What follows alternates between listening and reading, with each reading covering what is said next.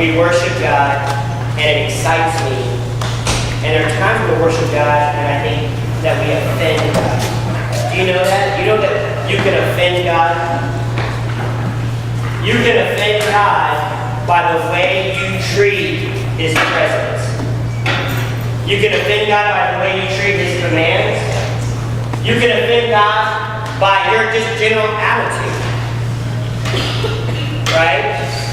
See, God relates to you and I in much the same way that we expect to relate to one another in terms of the respect we expect from one another. Except the only difference is God has never done one single thing to deserve anybody's disrespect. He's perfect. And He's the King. So, sometimes we're in this room, and sometimes we're in this room, and even those who have told me over and over again, I love Jesus, will come into this room and then dishonor God. And see, that's not cool. That's not cool. And there's a very heavy thing that needs to rest on us when we understand that God cares very much the words that come out of our mouth, and cares very much about the way we say the words, what's in our heart, and the attitude we have when great words about God are being sung. See, worship God is not about the drums, and it's not about the djembe or the guitar or the sound of the voices. It's not about whether it's gospel or whether it's rap. It's not about any style. Worship is about the great words we say about God and the heart toward God that says, you're my King and I'm here for you. And when our attitude betrays that, that dishonors God. So let's not do that. Let's not let anybody do that. I don't care how long you've been here. I don't care how close we are. I don't care about whatever's going on in our lives. And there are a lot of things going on in our lives, but let's not let anything cause us or allow ourselves to dishonor God by the way we say great things about God. Let's not allow great things to be said about God and just go, that's okay, not a big deal, I'll do my own thing tonight. Can we make an agreement tonight that as we say great things about God, that we're going to pay attention and say, God, you're saying there's great things being said about you. What's that supposed to do to my heart? Can we agree to do that tonight? Hey, in the back. I'm dead serious. There is no excuse to blow off when we talk about God and the great things of God. Dead serious. Okay? Now, I don't know about you, but I've been on a couple hunts. Anybody ever gone on a hunt before? Anybody gone on a hunt? Anybody? Got one hunt over here? I know Josh does some hunting. I ate some squirrels one time that Josh shot. It's pretty awesome. I went deer hunting one time. But you know my favorite kind of hunts I've ever been on is a snipe hunt. Anybody ever been on a snipe hunt? You ever been on a snipe hunt? Anybody know what I'm talking about? You ever been on a snipe hunt? Well, I remember the very first time I went on a snipe. How many of you guys have been on a snipe hunt? How many of you guys have never been on a snipe hunt? Oh, that's awesome. That is just awesome. That is just great. We're going to take you guys on a snipe hunt someday. No, see, I went on a snipe hunt one time out in the woods, and my friends were like, hey, Chuck, you ever been on a snipe hunt? And I was like, no, turn it off, guys. They were like, you ever been on a snipe hunt, Chuck? And I was like, no. They're like, cool, man, we're going to take you. So they took me out in the woods, like late at night, like at 10:30 at night, it was dark, took me way out in the woods, and they taught me how to do it. You got to call them, there's a little call you got to make, and they taught me how to make the call. And so I was walking through the woods, and we're doing it together, we're like, we're making this noise, and you got to be real careful, you don't step on the leaves, because if you do, you scare off the snipe. And, I'm like, well, what's the snipe look like? And they're like, oh, it's this little thing, kind of like a bird, kind of like a squirrel, it's this weird thing out in the woods. And I was out in the woods, and it was dark. It was so dark that I was standing right next to my friend. My friend didn't talk. I couldn't see his face. That close. It was just pitch black. I was in the dark. And all of a sudden, Johnny? Billy? And I swing my arm out, and there's nobody there. Hey! Hey! Billy! Johnny! Billy! Johnny!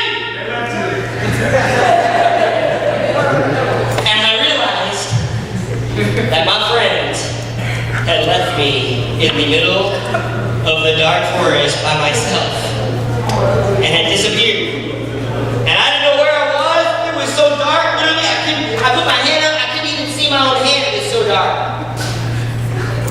And I was like, okay, I'm starting to freak out. My heart started to beat fast. And I started to run. I tripped and fall down because I ran straight into a tree.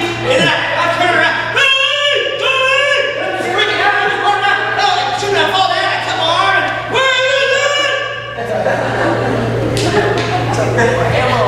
I finally found the edge of the forest on some road somewhere.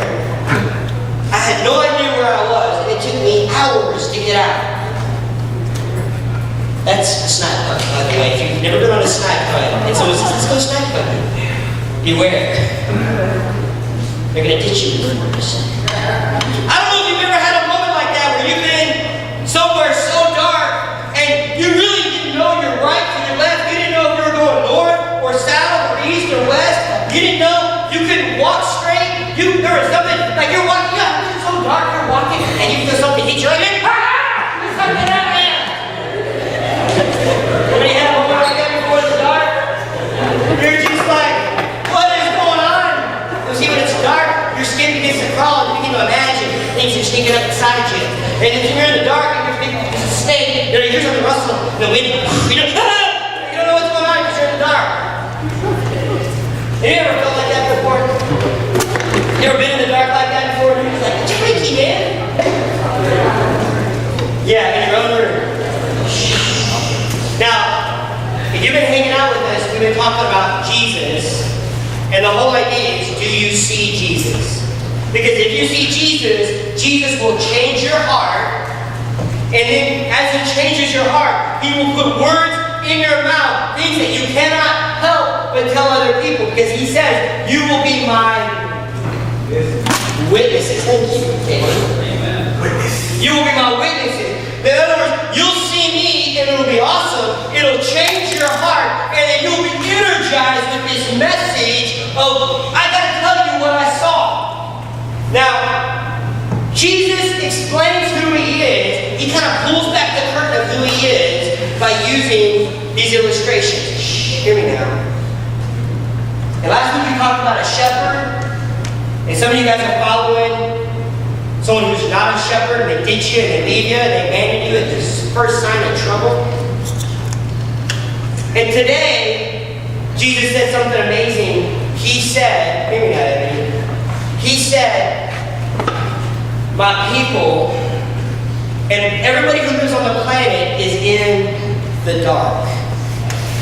The people are in the dark, and I am the light. People live in the dark every day of their lives, and I'm the light. Well, what does that mean, Chuck? Like, I just turn the light on. Like, okay, I've been in the woods before, but like, that's not every day. Like, I walk around in the light, I can see where I'm going, I know what's going on. And Jesus goes, no. You live in the darkness. Your life is enveloped in the darkness. In other words, there's confusion in your life, there's fear in your life, there's anxiety. You don't know what's going to happen tomorrow. You live in the darkness. You don't know how to make good decisions. You don't know what's going on. You are in the darkness and you don't know what to do. And Jesus said, the world is in darkness and I am the light of the world. Now, we're going to come to this part of the Bible and it's on your life book. By the way, is anyone giving away a life book? Anybody? You giving one away? Yeah. Awesome. Well, take home. Last week there were a whole bunch left over. I should not walk into this room and see any on the ground. You take it home, and you give it to somebody. But the story we're going to talk about represents a couple groups of people.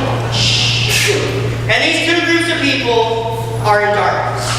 But they're very different kinds of darkness. Do you know that Liz's darkness is not the same as Chuck's darkness? Do you know that different kinds of people have different kinds of problems and our own different kinds of confusion? Taylor can understand something and be totally confused about something else, and I can understand that thing but be confused about what Taylor knows.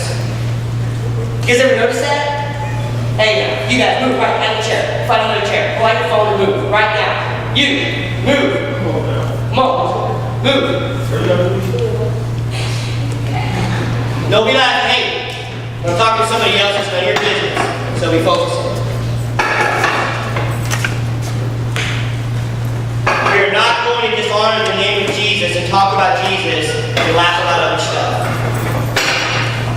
Okay? Time to laugh and laugh and talk about Jesus and pay attention. Go to your book. It's going to be on page, I think it's 27. There's two groups of people that are in darkness. I want you to check it out. There's these people, they're called Pharisees. And the Pharisees, man, they want to trick Jesus. So I want you to check out something that happens. I want you to check out these guys that come to Jesus. They want to trick him. They want to catch him. They want to mess him up. They want to prove that he's not perfect. So check out the story. Check out. The scribes and the Pharisees, these are religious people. They brought a woman who they caught in adultery. Now let me tell you what happened. There are these religious guys. Let's say they're pastors. Let's say they're guys who read the Bible every day and twice on Sunday. These are preachers. And here's what they do. They go around looking and finding, and they find a woman and they catch her having an affair with some other dude. She's married to one guy, and she's having an affair with somebody else. Big no-no. Big embarrassment. And they catch her in the act of doing it. Now, I don't know about you, but I don't know how many guys, people you know, even really good people who walk around looking, trying to find out, I'm gonna come look through the window. Can I catch somebody doing something? I can catch them. I'm gonna get them. I'm gonna find them. I'm gonna embarrass them. Anybody know somebody like that? Oh, you know somebody like that. Okay? That's what they were doing, man. They found this woman. They were looking. They caught her. They found her doing an embarrassing thing that she knew was wrong. Some of you may not know that it's wrong. Most of us know that it's wrong. If you're married to somebody, you're not supposed to be with somebody else cheating like that. That's the truth. Everybody knows it, whether you do it or don't do it. But they catch her. And then they bring her to Jesus. Now hear this. Check it out. They bring her to Jesus. Now Jesus is perfect. Jesus doesn't make a mistake. Jesus always does the right thing. So they bring her. And here's this woman caught in this very embarrassing act. And they publicly grab her. Some people think they grabbed her by the hair. Some people think they pulled her out of the bedroom. Some people think. Probably barely wearing any clothes because they caught her in the act and dragged her into the street. Okay? But she messed up. She cheated. Dragged her out the street, dragged her in front of Jesus, placed her in the middle of the group, and they said to him, "Teacher." They could have, what that really means is, "Oh, wise one." Check it out. We grabbed this girl, we grabbed her by the hair. She's probably half naked. We caught her in this terrible act of cheating. We dragged her to the middle of the street. Oh, wise, perfect person who's never made a mistake. What do you think we should do with this girl? Sorry. We caught her in the act. We grabbed her, we caught her. Check out what it says next. It's on 42, by the way. Page 42. They said, in the law, and this is the religious law, this is not the law of the land at the time. In the religious law, in the part of the law that God said, this is what you can do and this is what you can't do. You know God has a law? Did you know that? You know that God has a law about what you can say? Did you know that? You know God has a law about what you can do? God's not up there just going, woo, go for it, have a good time. Because He knows that if you do, and if I do whatever we want, we will utterly destroy the world and destroy each other. You guys know that? That is why the law says that you can't can't cheat somebody in business. And that's why the law says you can't walk into somebody's house and steal their stuff. That's why the law says that you can't lie to somebody, or you can't publicly take somebody's name and lie about what they did and put it on the internet. You guys know that's illegal? There's laws because laws keep people from destroying each other. And God has laws, and He says, hey, in the law, Moses, the guy from the Old Testament, he commanded us to stone a woman who cheated on her husband. That's pretty serious. I don't know about you. That's pretty serious. Let me tell you. I don't know about you, but like cheating, nobody wants to get cheated on. But like if somebody cheated, I don't necessarily want them to get stoned. Do you? Hold on. Let me ask that question. Now I know some of you want to beat down the person who cheated on you, but I don't know how many of you want them to get the electric chair. Anyone you guys going like, hey, I want them to get the electric chair. Maybe you do. Maybe I'm asking the wrong people. Most people don't think the law should come and stone people. But let me ask you a question. How many of you guys think cheating kind of hurts our culture? How many of you guys think cheating kind of hurts our society? How many of you guys think cheating is just bad news, man? If nobody cheated, it'd be pretty awesome. How many of you guys would think if there's one thing that people would never allow to do was cheat on each other, how many of you guys would be like, it'd be a cool world? Amen? So in the law, it says, hey, that's a big deal. Somebody gets caught cheating, we're going to stone them to death. Okay? That's in the law. In other words, if you destroy your marriage, God says, the law says, you should, hear me now, you should die. Hey. You should die. That's what the law says. And they grabbed this woman, caught in the act of adultery, grabbed her in the middle, and said, hey teacher, we caught her. What do you think we should do? Because the law says, kill her. That's what the law says. That's what the law says. Shh. Hear me now. Hear me now. Hey. Shh. Everybody's asking here. That's what the law says. And they said, teacher, what should we do? They did this to test him, that they might have some charge to bring against him. Now,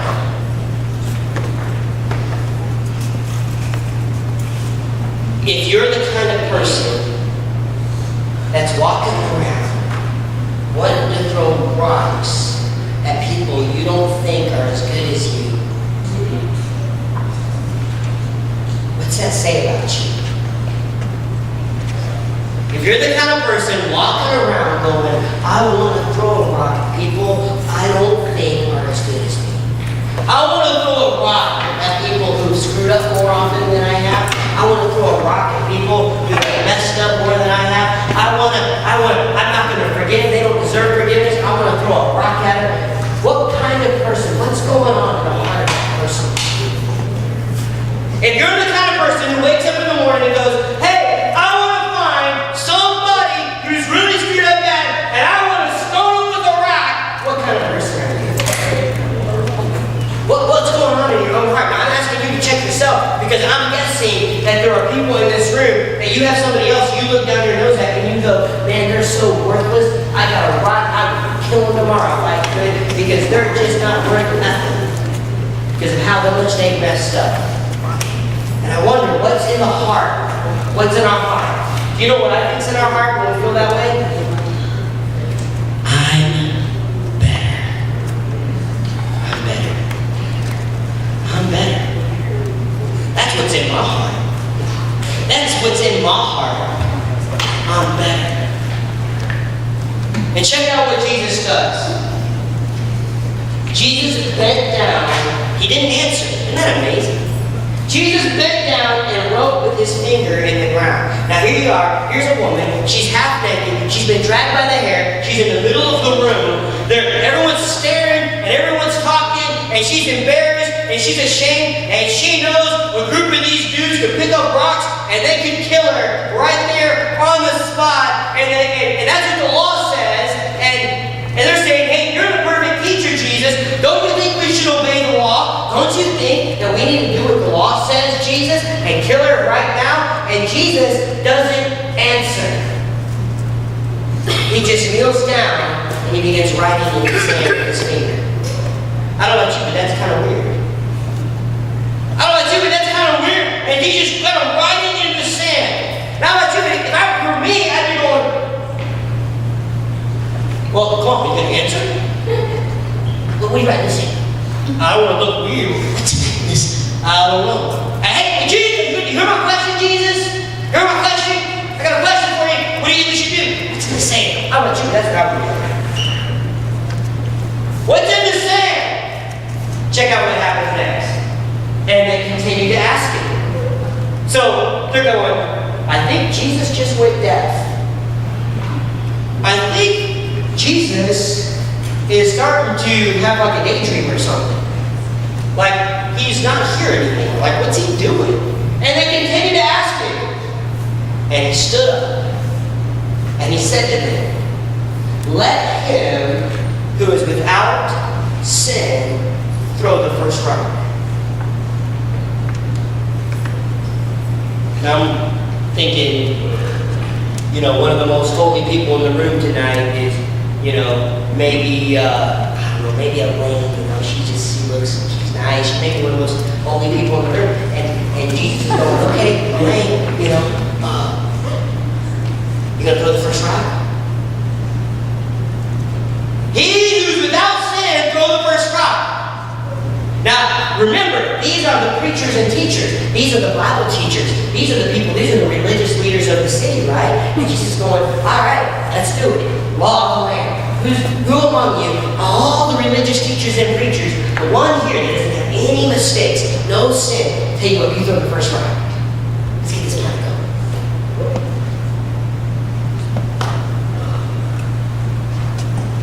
I don't know about you, if I was that girl, I'd go, dang it.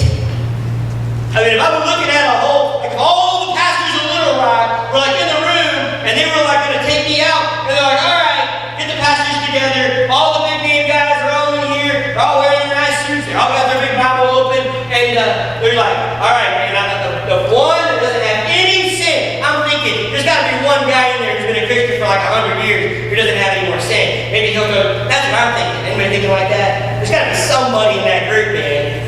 There's got to be somebody in that group. Maybe it's the guy with the big long beard, the wise one, who walks very solemnly among everybody, looks above everyone, so he doesn't need any fat anybody, speaks very calm, never loses his temper, very nice, just walking around. I'm thinking there's got to be at least one guy like that. See, this group of people, before the question's asked, they're thinking, we are hot stuff, and this woman was caught in adultery. Let's stone her now. And Jesus goes, okay, cool. First one who hasn't blown it. First person who hasn't sinned. Let's get the holy ones out of here. You can throw the first rock. I'm thinking, maybe there's got to be at least somebody. You know what happened, I think, for these guys? Is I think a light came on. I think these guys were in so much darkness. They were going, get them, test Jesus, trick Jesus. We're better than everybody else. We're the best people in town. And I think when Jesus said, okay, first one, no sin in your life, you throw the first rock, I think a light snapped off. I think it was like shining a flashlight into that dark forest. Okay, first one, who's out there with no sin? And I think these guys were like, flashlight's coming. No, look at me. That's what happened. Let's check it out. And once more he went down and he wrote on the ground. And nobody knows what he wrote. Check out what happened. When they heard it, they went away one by one, beginning with the older guys. Now check that out. So they're all looking at each other. So let's throw the first rock. And they're all looking at each other, and the older ones are like, oh, you know what? I'm out. You know why? The older you are, the more opportunity you've had to do what? Screw it up. The older you stumble and fall, get your teeth knocked out, say something you shouldn't have said, lose your temper. And the older ones are the first ones. They're like, flashlights on me, you know what? Let's not even start this game, I'm out. And they start walking away. Beginning with the older ones and working their way down. And Jesus was left alone with the woman standing before him. And Jesus stood up and he said to her, "Woman, where are they? Has no one condemned you? Has no one thrown a rock to kill you? Has no one said, I'm your judge and I'm going to destroy you?" Is there no one to say that anymore? And she says, what? She said, "No, Lord." And Jesus said, "Neither do I condemn you. Go, and from now on, sin no more." Now let me ask you this. Is the woman in the middle, is she in the wrong? Did she do something wrong? Yes. Yeah. Why? That's why Jesus says to her, "Go and what? Sin no more." So, in other words, the woman, she was in the wrong. But Jesus never says, "I'm so sorry they embarrassed you. I'm so sorry they caught you. I'm so sorry." You know what? It's none of their business. It's none of our business. You go and do what you want. Jesus never says that. Do you know your sin is not just your business? Do you know that? Your sin is not just your private business. Because your sin affects me and affects other people. When you say stuff you shouldn't say on Facebook, it affects people who look at you and think you go to church. When you say stuff to people in your family, it affects the way they view you because you keep saying you love Jesus and then you keep acting the way that Jesus would never act. Jesus never says to the woman, "Hey, sorry, nobody's business. Nobody should have said nothing to you. Your personal choice. See you later." He says, "Go and sin no more." You were in sin. You were in darkness. But who else was in darkness in this sin? And the religious leaders were in darkness. Religious leaders are doing their own thing. They're just as deceived as the woman in the middle. And that's why Jesus has to say, "All right, let's throw the rock. First one who hasn't sinned, throw the first rock." And it's like light comes in and it's, discussion over. Nobody can throw the rock. Nobody can condemn. Do you know that only Jesus can condemn? Only Jesus can look at you and say, "For what you've done, it's over." Only Jesus can say that. You and I do not have that right. You and I have the right to challenge each other. You and I have the right to encourage one another. You and I have the right to look at each other and say, "I love you. You can't do that. You've got to stop that." But you and I do not have the right to look at someone and say, "That's it. I'm the judge. You're done. You're out. I'm your ruler." That's not our job. And these guys are just as much in darkness as the woman half naked in the middle of the group. They're just as much in darkness. And then Jesus says something amazing. He says, "Go and sin no more." Check out what it says next. Again, Jesus spoke to me. "I am the what? I'm the light of the world." See, there's different kinds of darkness. There's a kind of darkness that says to you, "You're so worthless, you're so miserable, you're so bad, don't even try." There's a kind of darkness there. There's another kind of darkness that says, "I'm okay. I'm okay. It's nobody's business what I do. It's nobody's business how I date. It's nobody's business how I talk. It's nobody's business how I spend my money. I can do what I want anytime I want to do it. It's all about me. I'm okay. I'm good. And by the way, they're not as good as me." There's all kinds of darkness. And Jesus finds